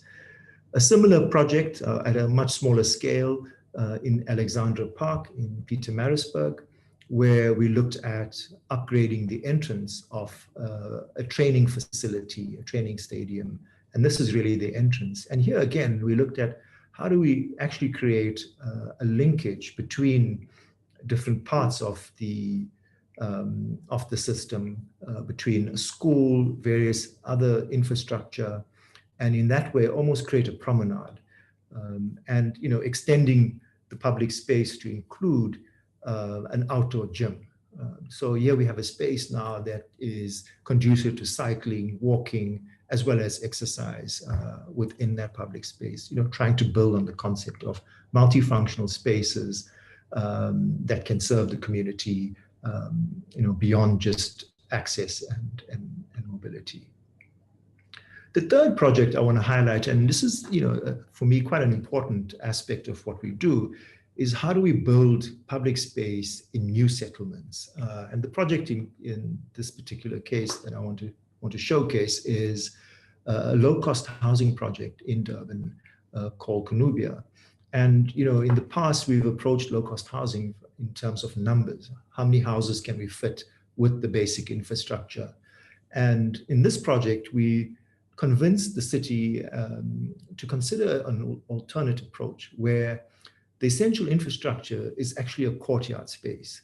So we have attached high-density row housing around a courtyard space, and with the benefits of public space and access to usable public space. So here you see the overall layout. We've accommodated about 2,700 families in this broader area, and this is one of the phases. But the logic of it, and it's very similar to the first speaker who talked about a super block. So here we have a greenfield situation where we were able to create a kind of super block with internal pedestrian-friendly access ways and courtyards as the basis of the community. And here you can see a kind of figure ground. So less than 5 minutes, you have, in fact, at your doorstep, you have access to usable open space. And here you have an aerial view which highlights the hierarchy of spaces. Now, given that this is a low-cost housing project, to motivate to create that space was quite a challenge. But fortunately, the city supported us with this initiative. So now we have housing, low-cost housing, subsidy housing around public spaces, and in some cases we've managed to achieve some basic play equipment within these spaces. But these spaces are important because they're beyond just recreation. They're also social spaces. They're places of gathering and where social functions happen within this community. The Fort project is an existing township in Johannesburg where we were involved in creating the framework, but also implementing some of the projects. And one of the projects was to look at a pedestrian bridge. The introduction of a new public transport corridor sadly bisected this community. And so the project looked at creating a pedestrian bridge, but at the same time, we saw an opportunity at the base of the bridge to create a public space. So an amphitheater, as well as a children's kiddies play area and outdoor gym, which again promotes the notion of health and well-being within a community. And then the last project that I want to talk to is a project in Mauritius, which is an island just off the east coast of South Africa. And here we had the opportunity to build or to start with a greenfield situation and develop a smart city. And this smart city is called Mocha Smart City, which is developed by a private sector developer. And the basis of this was, again, the idea of creating a public structure and public spaces, so which included a promenade as the central backbone of the entire structure of this town or city, as well as green spaces. And one of the first projects that was implemented, this is the vision of the main promenade with dedicated median with cycleways and walkways, which is currently being implemented. But one of the first projects was the actual oval, the park, which has become quite an active space. And here you can see exercise programs which happen in the mornings, and it really becomes quite a multifunctional space that encourages social gathering and activity. So again, the premise here was really to create public space as a structuring element. So some concluding comments then. We've approached our work very much on the design basis that public space is part of the essential infrastructure of the city. And I think that is a policy directive that we need to embrace and pursue with the leaders of our city. That what we do is really about bringing equity to the city. And in this case, it's about spreading public space and access to public space across the city evenly. And in that way, we talk about a more equitable city. This is about not just individual health, but community health and safety within environments. And then the last point really is, and going back to the stadium, the ability to create a larger vision that would allow for incremental action over time to create public space. And then lastly, just as a concluding thought, this is actually a view from my bedroom. And I live just outside the city of Durban. You see it in the background. It's about less than 10 kilometers from it. And my bedroom is at the second level. And I'm being a bit indulgent by showing you this, but it really demonstrates a point.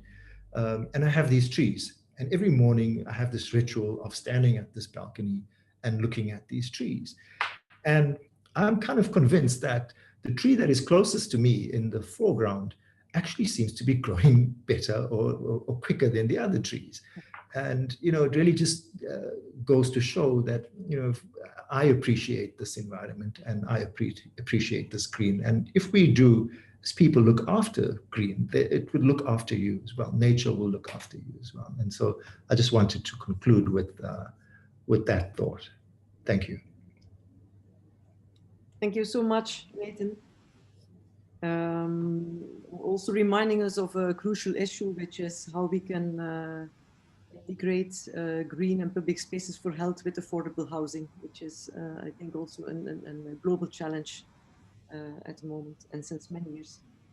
Let's move on to our next speaker, which is Nabi Aksamov at Strelka KB. He works on creating a more sustainable and resilient environment by strengthening the relation between water, ecology, and cities. And he will bring us the experience and practices from Russia. Please. Hello, everyone. Just a quick mic check. Can you hear me well? Yes. All right, great. I'm just going to share my presentation real fast. Oops, sorry. I'm already. Time limit because we're actually running over time. Okay, yeah, I am going to be very fast. Okay, so can you see my presentation, everyone? Hello? Yes, yes. Yeah, okay. So landscape as healthcare infrastructure, or landscape as infrastructure in general, is the topic of the presentation today. I just wanted to briefly introduce our company really fast for those who don't know us yet. Strelka was founded in 2009 in Moscow, firstly as an educational organization, as a nonprofit, and 5 years later, one of the alumni founded Strelka KB, which is a for-profit organization, profits of which actually supports the activities of the Strelka Institute, which remains nonprofit. So basically, both of those entities, for-profit activity and non-profit activity, form this public benefit company that we call. We are a very young, passionate people that are working in the urban environment of the post-Soviet cities. And of course, we're looking into the challenges, urban challenges of the 21st century, and we cannot overlook the challenges of the climate change and its ramifications. And what we see here in Moscow and other Russian cities, of course, the issues of heat island effect with the heat waves getting more stronger and more frequent with every summer, air pollution, and the runoff pollution due to the failure of the stormwater infrastructure, which is a story that is actually relevant to many cities, not only in Russia, but many European and North American cities. So this image here is actually from city of Chelyabinsk. A couple of years ago, it got so hot that the asphalt was melting there. So here we can actually visualize those three issues on the map in Moscow. And we can see that the center of the city, the core of the city, is affected by all three issues: the runoff pollution, air pollution, and the heat island effect. And when we were looking at the heat island effect in Moscow, we actually determined that the buildings that were heating up the most were the factories, which is kind of to be expected, and shopping malls. That was an interesting discovery for us, that large areas with no greening on top of them are heating up so hard. And then we can see here that this is Moscow, the center of the city is heating up way hotter than the suburbs or the landscape area around it. So the heat island effect, I'm not going to go into what it is. I think it was covered fairly thoroughly today already, but it's an issue that you might think is not relevant to Russian cities because they might be on the north, but even though in Moscow we get ice on our river, we still get very hot summers, and the issue of heat island is very, very relevant, not only to Moscow, but other Russian cities and other post-Soviet cities, especially in Central Asia, where it takes a really big toll on the people with heart disease. And a lot of our people who are on the pension, elderly, are living alone. And if something happens during a heat wave, it is almost impossible to know where it happens instantaneously. So it will take a longer time for us to even discover if something happens during a heat wave. So it's a huge issue when it comes to health. Another issue is, of course, the heavy rains, right? And then the infrastructure that was designed in the 19th, 20th century that was not really planned for the amount of precipitation that we get right now in Moscow. And every time it rains, we get floods, and then the infrastructure cannot handle it. We get the these are the kind of crosswalks, underground crosswalks that get flooded. And what we also need to remember is that every time it floods in the cities that are on the rivers, which is Moscow, for example, we also pollute our rivers because the surface runoff that does not enter the infrastructure, it does not get the treatment, enters the river and carries all of the pollution that we see on the streets, on the asphalt to the river, right? If there's nothing there, there's no landscape there to absorb that surface runoff, we will pollute our rivers every time it rains. And in Moscow, we see that 93% of all of runoff is not treated or not treated effectively, essentially. So only 7% of the runoff is acceptable when it's entering the river. And what we see often in the post-Soviet environment and many actually cities around the world is that the landscape is treated more as an aesthetic feature or a backdrop. That's why we get a lot of lawns, for example, right? The lawns that are essentially, yes, it is part of landscape, yes, it is green, but it's actually almost useless because it doesn't have enough of the root system that would be absorbing that precipitation, absorbing that rain, and stopping the surface runoff from entering our rivers, for example, and polluting them. So we need to actually change our conception, our perception of the landscape in general, and we need to look at it as a system, right? And then think of it as an infrastructure, essentially, as a living infrastructure that would not only clean our air, reduce the water pollution, river pollution, and cool our urban environment. But we also heard from Mark today about mental health and other benefits. So how do we do that? How do we implement nature-based solutions, green infrastructure in the cities systematically? So not only do separate projects, which is good, and we need to keep doing that, but also envision how those projects would fit within a bigger system, a bigger network framework. So one of the tools that we are using, that we introduced, was a guidelines for public space design, and green infrastructure was a big part of that, right?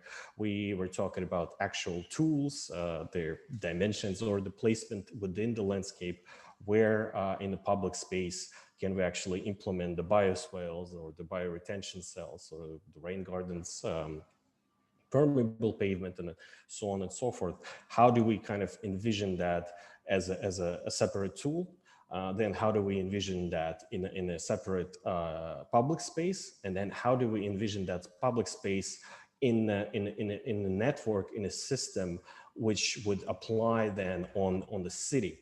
And then to do that, we also do a lot of urban development strategies, and then urban public space development strategies. When we do that, we also use remote sensing techniques, and we spoke about NDVI today. We not only kind of determine, look at the land surface temperature, which is the heat island effect. We look at the NDVI. We also use different band combinations of different satellites to determine the healthy vegetation, whereas the landscape is actually fragmented. What do we need, which arteries, which perhaps rivers can we use in order to create these ecological corridors that would connect those cores, right, the landscape cores, where the stepping stones, what public spaces can we kind of turn into multifunctional public spaces. So get away from that idea that landscape is something pretty as a backdrop, and get away from the idea that public space can only serve one purpose, and think perhaps combine those two ideas, right? See if a public space can not only be a pleasant environment where to be safe and kind of share your ideas with your fellow citizens, but also can it help us kind of observe the precipitation during heavy rains? Can it cool down our environment, and then so on? So not only do we need to kind of approach it from a strategy point of view, kind of the urban strategy point of view, or guidelines or standards that we will be producing for the cities, we'll also need to raise awareness around within the community about the benefits of this infrastructure. And green infrastructure is a relatively a new concept for Russian cities, and we working on creating these media platforms that essentially kind of demystify the process or bust some of the myths or misconceptions about the green infrastructure, such as green roofs do not work in the northern cities, which is not true. If we look at the Canada, or if we look at New York City, even green infrastructure works in cold environment if it's treated properly, if it's if the surface is right, if you use the right plants for that. And you of course need to use the local plants, the plants that were evolving here for generations to live within this climate, and not try to use grass or lawns, which is again part of that idea that the landscape is something that is pretty. So this is one of the examples of the websites that we released that talks about why does Moscow need green roofs. We actually talked about the actual roofs in the city that we used remote sensing again to determine which roofs could possibly receive this living infrastructure on top of them. We talked about where in the cities it's most relevant due to the heat island effect and the surface runoff issues. But most importantly, we actually gave them the step-by-step instructions of how do you actually get the permit for that? Where do you need to get the signatures? How many signatures do you need? Who do you need to approach? And then so on and so forth. So another, that's became like kind of a series. And then another one we did. Nabi, can you wrap up, please? Because we're over time and I would like to... Yeah, so really fast, the last one that we did was about flood actually mitigations and how green infrastructure can help with the flood mitigations. And to wrap up, wanted to say that landscape is not just healthcare infrastructure. We need to look at landscape as infrastructure in general that help us with the healthcare, the landscape regeneration in general. And lastly, and especially important when we actually try to persuade our decision makers that the landscape is the right way to go, nature-based solutions is the economy, right? The economical benefits of that. So I'm going to stop here. Thank you for listening and perhaps some questions. Okay, thank you very much, Nabi. I think we are over time, but Federico, it's okay. We do still one round of questions. Yeah. Maybe the following, because we said we realize, and especially in the field of urban planning, that we need to become better in making the case to promote nature-based solutions for health and resilience.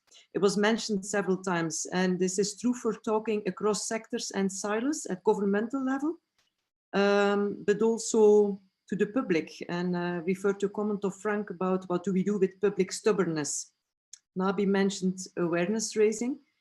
And then there is the other stakeholder, which is the private sector. And I relate this to a comment from Shalini. What can we do to also in this area? So there's not just one stakeholder, which is the governmental level, local and national, but also private and public. Maybe, I don't know who wants to start to give a comment on this. I thought. Maybe I could continue a little bit since I already mentioned that. We actually, when we create those guidelines, the green infrastructure guidelines, we work not only with the cities, but also with the developers. And of course, not every developer is going to come to you and say, please make my life harder and tell me where else do I need to put bio infrastructure here. There are actually some responsible developers that are coming forward and they actually actively trying to use our guidelines. And we use those examples to kind of raise awareness with the public, throughout the public, right? And then we actually created this tool, which is called What Cities Want, that allows public to engage in dialogue with the stakeholders. And you can actually visualize in the city how people are telling you what are the issues in the cities, where exactly they are, and what they think should be done with it. So if we use those examples, right, those rare examples where we do get to use green infrastructure with some fortunate clients, then we use these examples to raise awareness with the public through some media, right? Multimedia platforms. I don't know, maybe we can make some educational videos or something that we do kind of on our own budget. And then once the public is educated about these issues, they can actually voice their opinions on this, the platform, for example, like What Cities Want, where they can say that, hey, we now realize that perhaps green infrastructure has all of these other benefits and it comes out cheaper. Why don't we use that? So kind of actually using the stakeholders, not against each other, but kind of cross examining them, and then maybe thinking about the tools that can actually help them to explain to each other or show the examples to each other, something like this. Okay, I like to hear maybe Nathan also on this, because you were mentioning the key of low-cost housing, and that's a big area, especially in Africa and expanding cities. And then you deal with entrepreneurs and developers as well. And you mentioned it's important to have this as essential infrastructure rather than as a nice to have. Do you have experience how we could make a better case with, in fact, a stakeholder which can have a big impact on? Yeah. Thanks, Elizabeth. I'll be very brief given the time. I think what we're finding is a lot of private sector companies have a broader view and see sustainability and climate change as essential to their business. So there's a business case now to promote greener building and the way we look at cities and the way places are shaped. So I think that's part of the solution, to constantly promote that and let developers see that, and let more developers see that. In terms of the private sector, you know, we regulate the amount of light, the amount of air. That we've done that for a long time now in terms of zoning standards and building standards. So I think part of the solution is to get municipal councils, government, to also start understanding the essential infrastructure. The nature is part of that. And develop beyond guidelines, actually regulate the amount of green space available and so on. So I think it needs a bit of a carrot and a stick. So encouraging people to buy into this philosophy, but also, you know, as we move more and more forward towards meeting some of the development challenges, to actually start to, in a way, regulate in inverted commas. Thanks. Okay, thank you. And Uta, you were mentioning also an incremental approach from small to at the municipal level. Maybe you can relate to this. Yes, I think there is, as I said before, there's opportunity at all levels. But if I just jump back to the public housing one, we are also looking at public housing, and in Malaysia, public housing means high-rise blocks where everybody is collocated in very dense accommodation. And particularly during the pandemic, we are seeing that the public space in between is not utilized or designed properly to enable maximum use of that space. And so there is great opportunity to enhance that. In terms of the scale, I believe that the vision for municipalities to create urban visions where they want to go in terms of sustainability and development in general, provide the opportunity to set the vision for all departments. What we often see here is that one department, one urban department plants trees, the other one needs to cut it down for building a new infrastructure. So creating a common vision for a city to move forward might help in coordinating some of the work and working across sectors, or sorry, across departments towards a greener future for the city.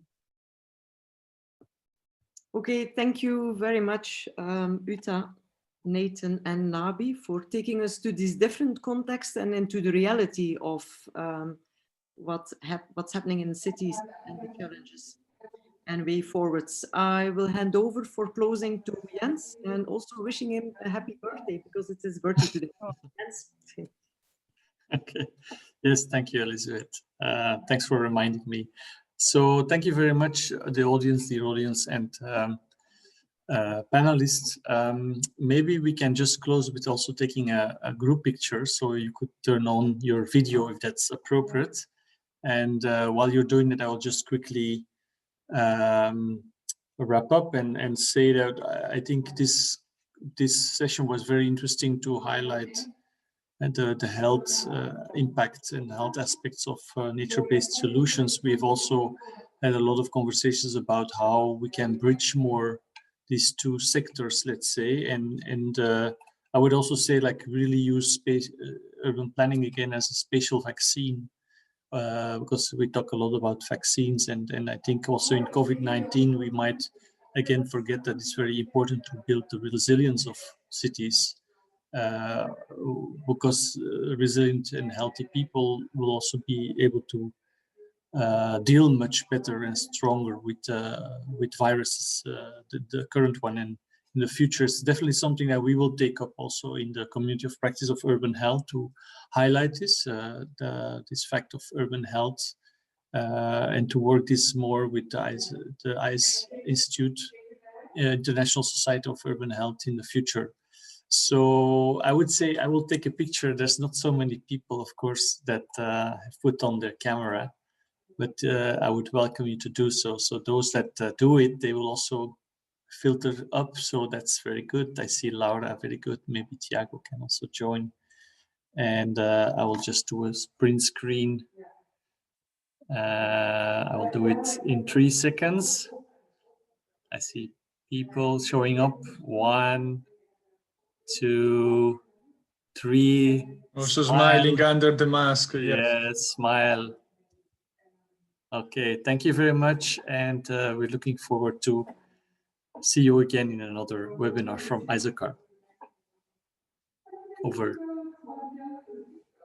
Thank you very much. Thank you, Jens. Thank you to all the speakers and to all the moderators. And yeah, thanks for your participation. Sorry if we were a bit late on time, but yeah, we hope it was useful, and we will publish soon as some result or some recap of what we discussed. And yeah, we hope to see you and to meet next time online and hope physically soon somewhere. Thank you very much, and have a nice day, nice evening, wherever you are. Thank you very much.